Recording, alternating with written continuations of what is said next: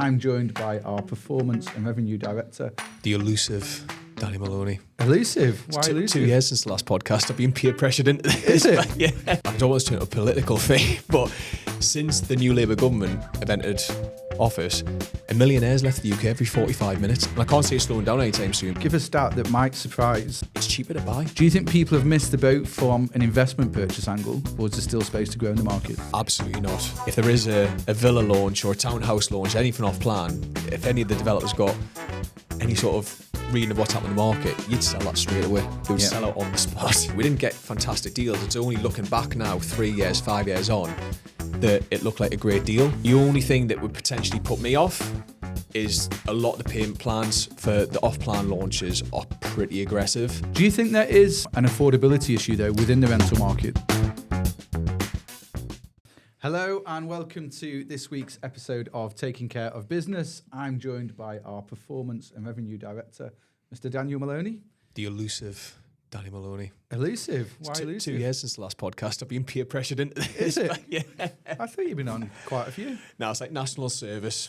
Every 2 years I'll drop in for. Well, you should be on one. more, because I'm sure, as everyone's going to see, you're very, very knowledgeable in terms of the market. Stop it.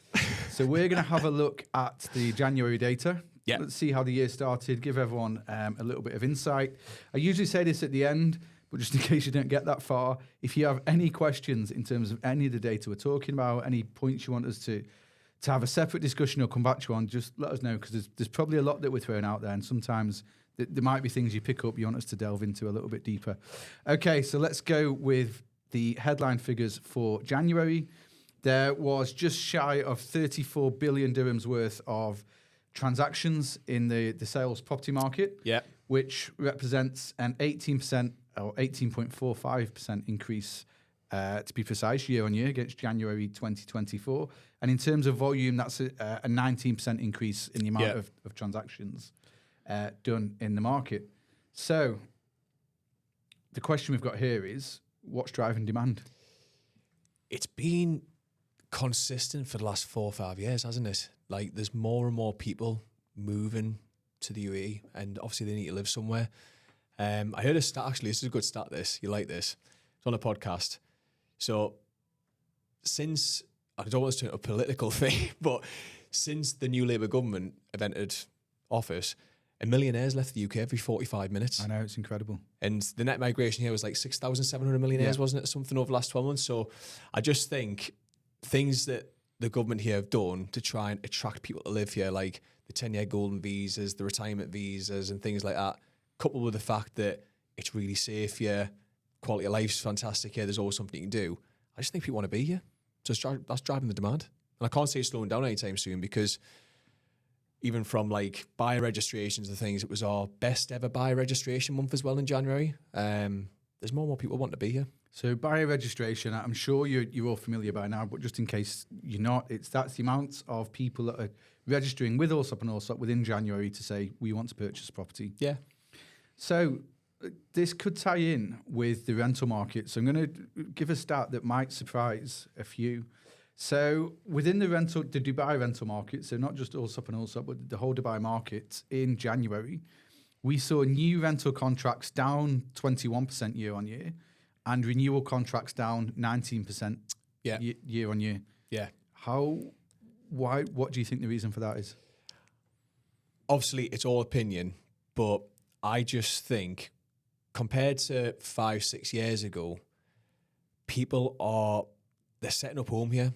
And I think they're, gone are the days where people move out here and they're going to see how they get on for the first 6 to 12 months. People are starting, like, you and I are both in the same camp where we're bringing our families up here. I just think people's projection to how long they're going to be here, it's just extended that time scale. It's even little things like people never used to renovate properties or anything like that, did they? Literally, is about 10, 12 my neighbours all renovating the houses and things now. Every community you drive through, houses are just shells. Yeah. But people would never do that, because they would always have a really short time horizon. I'm going to be here for a couple of years and I'll go back home. But people are buying properties now, and they're not going to be their homes for 1 year, 2 years. They're looking like 5-10 year homes that they want to be in. So I just think with the rental side of things, people's time horizons here are a lot longer, and gone are the days where, your rent is cheaper than what the equivalent mortgage payment would be, it's cheaper to buy if you can't afford the down payment. So, yeah, people's outlook, want to be here for longer. I think that's probably the main thing. Well, there's a report that we were talking about just before we came on that was in College Times, I think it was last week, that surveyed a selection of mortgage buyers in the market. Yeah. And 30% of them were first-time buyers, and they were buying after receiving an eviction notice from the landlord. So it ties in completely with people what want to you're be saying. settled, don't they? That's the thing. They don't want every single year, like, the threat of getting evicted and No, stuff. there's that. And because people are time horizons here, they want to put down roots, they want to stay here. Yeah. The rental market is rising all the time. So if you can, like you say, get out of it. Do you think there is an affordability issue, though, within the rental market that could be causing... I know some people who worked here, for example, have now moved to Sharjah and commute every day. Yeah, no, absolutely. I mean, you'll be in the same boat. Like, if you were to rent your villa that you're living in as opposed to own it and pay the mortgage payments, I can speak for myself. I wouldn't be able to afford the equivalent rental on my property. But compared to the mortgage payments I'm paying, yeah, it's affordable. So I think the big hurdle for people is obviously the down payment. It's still 20% below the 5 million, 30% above that bracket. If you can get that money together, I think that's the biggest barrier of entry for people into the marketplace and actually go towards home ownership. But yeah, the rental prices are still really, really high. So coming back in terms of the down payments and the mortgage, it has been covered on numerous platforms, but let's touch on quickly the announcement within January. Yeah. I think it was January, not the start of Feb, in terms of the fees and incorporating the fees in. What a lot of people have been doing the last couple of years is incorporating your purchasing fees, so agent commission, DLD fee, etc., into your mortgage, basically. Yeah. Which is now, the policy hasn't changed. It's just been reinforced really by the central bank saying, no, you can no longer do that. This is cash you need to pay. You pay on top. How do you think that's going to impact the market? And have we seen anything so far? We haven't seen it affected because, like you said, that was always the policy anyway. I'll be completely honest. When I bought my first place here, I didn't realise you could do it because I wouldn't have minded doing it myself. Yeah. But like you said, the policy itself hasn't really changed. I don't think, look, it's all large sums of money we're talking about here, but I don't think that extra 6% is going to really deter someone from wanting to buy. I think the fact that they can see the prices continue to rise here and increase, there's an incentive for people to try and get the money together to purchase. And on the flip side as well, it means your mortgage payment's going to be less. You're not going to be paying interest on the fees across the length of the term of the mortgage, so you are going to be saving money in the long run. But no, I don't think it's going to have a massive impact. What do you think? Do you think it will? No. Nah. The reason being, I think that having the extra 6% wasn't such a barrier for people. It's just that if you're being told by the bank or your mortgage advisor, hey, you don't actually need to pay this up front, why don't you spread it over 25 years? You're going to do it, aren't you? Because it makes more financial sense. So for most of the people that are doing that, I don't think it was a necessity. I think it was just more of a convenience. It was an option, a better way to spread the money. Okay, some more stats to throw at you, and let's see what we think of them. Stat heavy this. Yeah.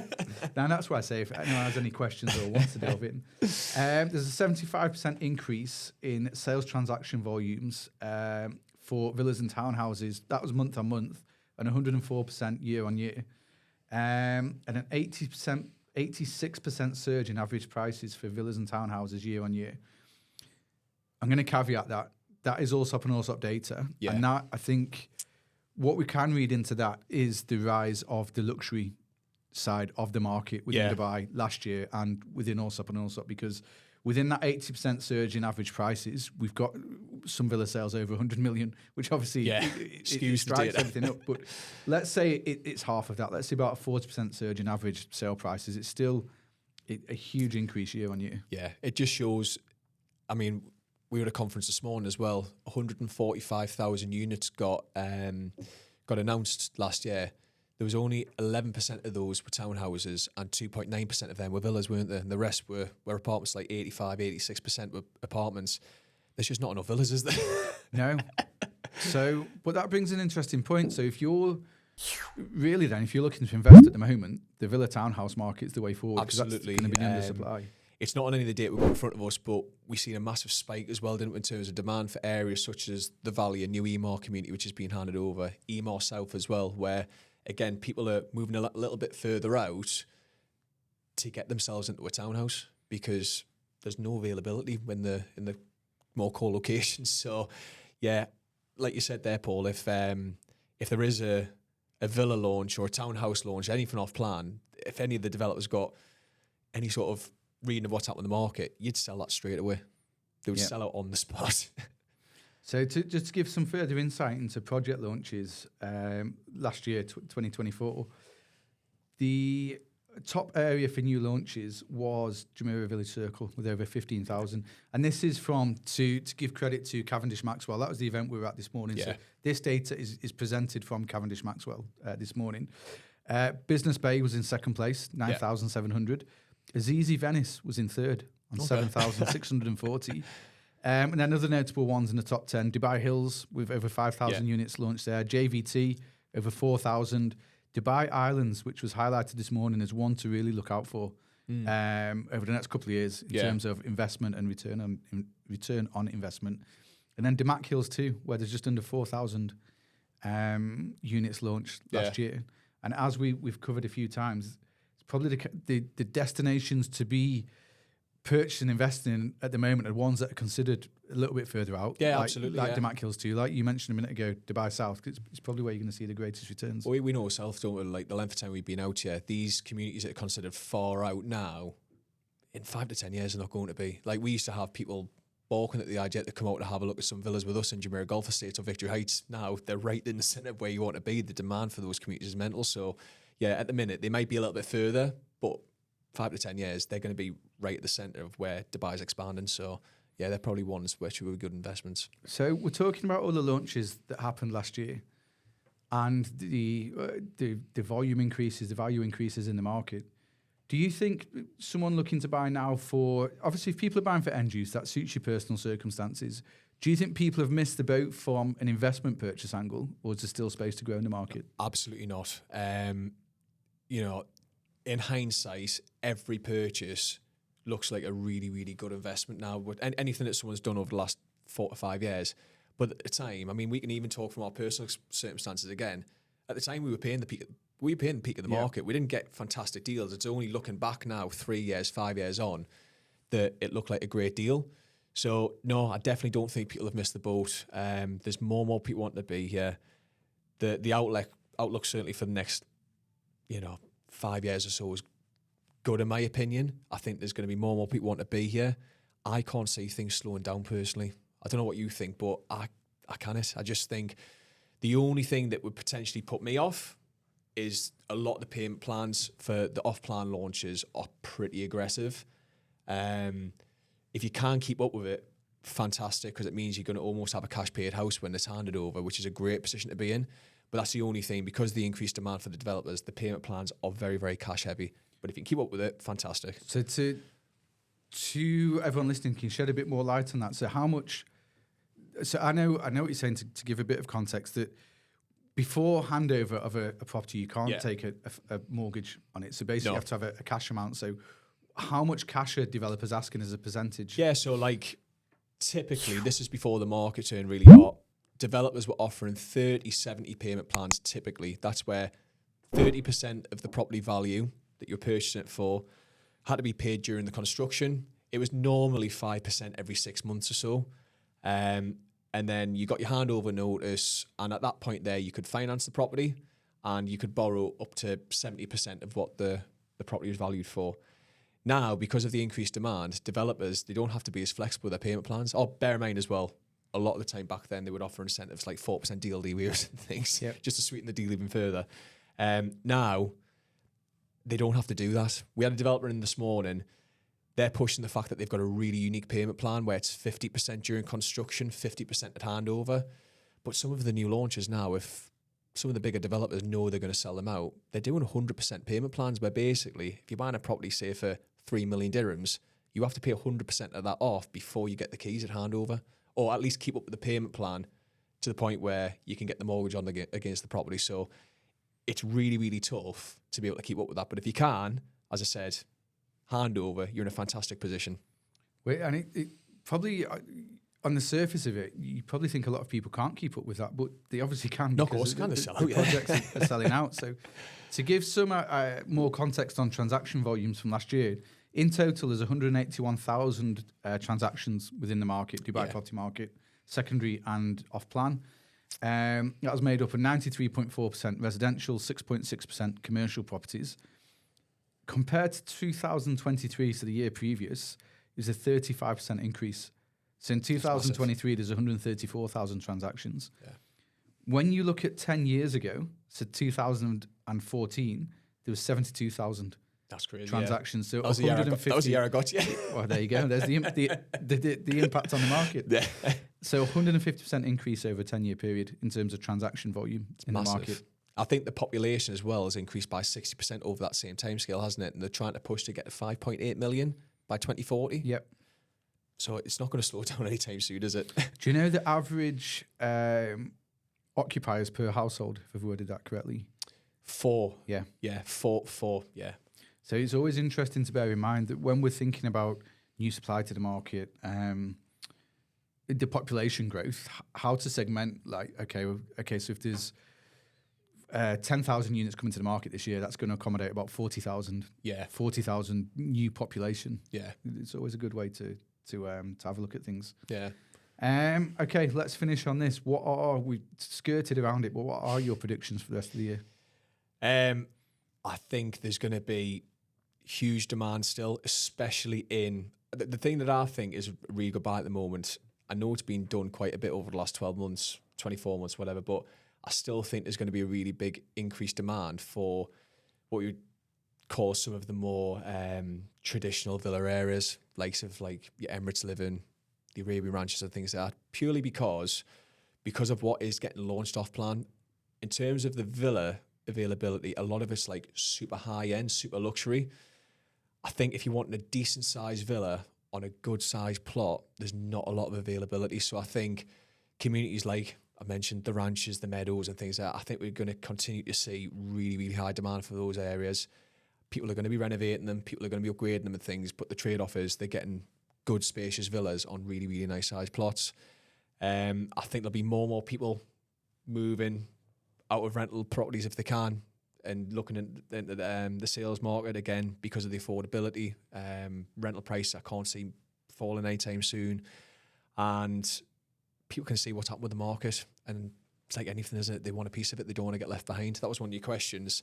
Do you think it's not the right time to buy? No, of course it is, because if you buy something now, in 12 months' time, your friends will be telling you, God, that was a great buy when you bought it. You might think it's expensive now, but a year's time, you're going to look at genius. So. Yeah, it's true. And I agree on the rental prices, because although we spoke about the decrease, and this is January alone, so we always have to look at these things over a longer period of time, because it could be an anomaly, the decrease in transactions. But we are seeing a move to home and ownership. We're seeing huge amounts more properties being sold to homeowners. Yeah. But that also takes that supply out of the rental market. Yeah. It's also as well, like we've seen massive uptick in our holiday homes business as well. So again, that's traditional rental properties that would be available for longer term rent that's not there. So it was whether it be people buying them or landlords moving to shorter term, more flexible rental options, there's just less of a supply, which means prices will go up. Yeah, and I mean, and like you said a minute ago, we've been stats heavy, but to put another one out there was 16.8 million visitors, I think, to Dubai last year, which was a 9.2% increase year on year, which is fueling a huge growth. And like we've seen it ourselves with the holiday homes team in the holiday homes market, and property owners wanting to put their property on holiday homes. Yeah. Because on average, you'll earn 20 to 30% more return on investment. Historically, people didn't want to do it because they were worried about occupancy rates. Yeah. Would the property sit there vacant for a long period of time? We've now got at least a couple of years of evidence that the occupancy rates are really, really high. And I think people as well, are making good money. It gives you the flexibility as well. A lot of the owners that we work with, they want to use their properties at certain points when they're living here, but they're not here full time. If you put a long-term rental in there, how are you then going to be staying? Where would you stay when you come to Dubai yourself? So it just gives them that flexibility as well. And exit option. Yeah. Because if you do want to sell the property, you can sell it vacant and transfer, and not with a sitting tenant. And that's what the majority of our clients are looking for, is vacant on transfer properties, isn't it? So, yeah. Correct. Good. Daniel, thank you very much. Thanks very much, mate. Thank you, everyone, for tuning in. Like I say, if you have any questions whatsoever, please let us know. If you enjoy the podcast, please like, subscribe, comment, etc. in all the usual places. Thank you.